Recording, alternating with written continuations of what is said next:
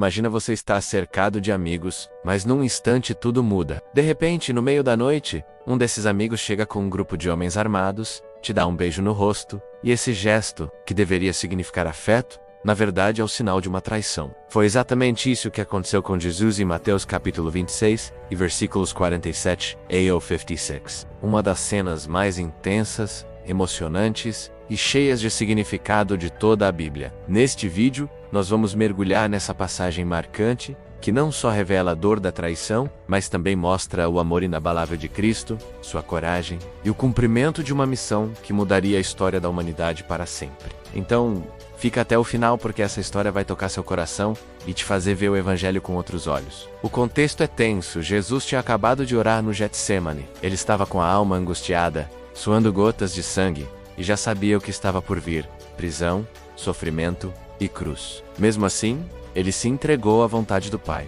E o mais chocante, Judas se aproxima de Jesus e diz: "Salve, mestre!" E o beija. Esse era o sinal combinado. O beijo, que culturalmente era um gesto de reverência e carinho, se transforma em um símbolo de traição. E Jesus, com a calma que só ele poderia ter, olha nos olhos de Judas e diz: "Amigo, para que vieste?" Que pergunta poderosa.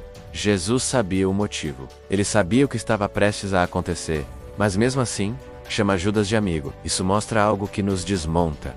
O amor de Jesus não depende da nossa fidelidade. Ele continua nos chamando de amigo, mesmo quando somos infiéis, mesmo quando falhamos. E isso não é para a gente viver de qualquer jeito, mas para entender o quanto esse amor é profundo.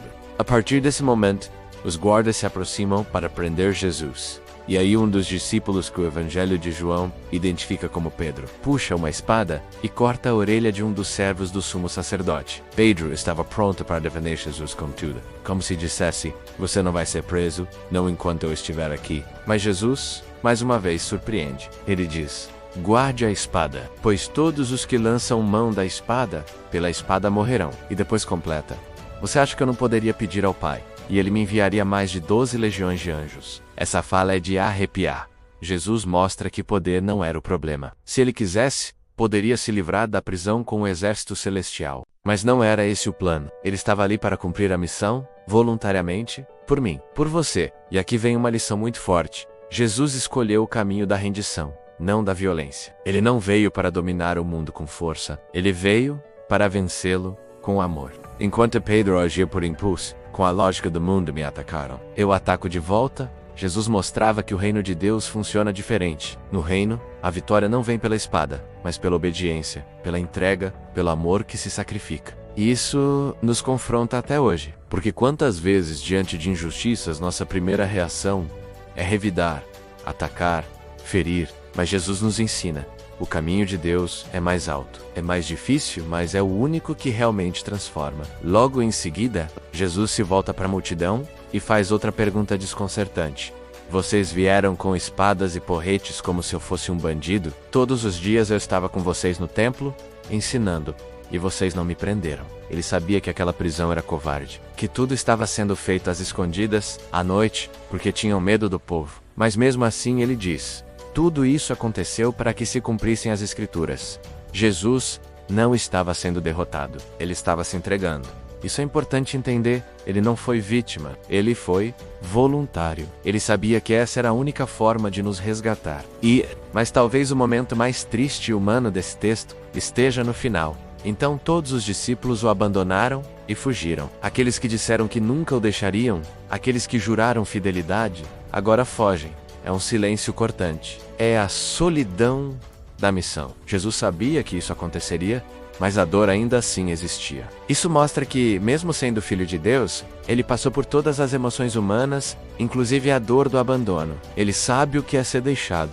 Ele sabe o que é ser traído. E isso o torna ainda mais próximo de nós. Se você já foi traído, esquecido ou ferido por alguém que dizia te amar, saiba, Jesus entende você como ninguém. Essa passagem, embora curta, carrega um peso emocional e espiritual gigantesco. Ela nos mostra a firmeza de Jesus diante da traição. Mostra como ele escolheu obedecer a Deus, mesmo quando isso significava dor. Mostra como o reino de Deus é diferente de tudo que o mundo conhece. E, acima de tudo, mostra o amor de um Salvador que poderia ter se livrado, mas preferiu se entregar, porque o preço da nossa salvação era alto. E ele pagou, sem hesitar. Então, o que essa história te ensina hoje? Talvez você esteja vivendo um momento de traição. Talvez esteja tentando reagir com espadas, lutando com suas próprias forças.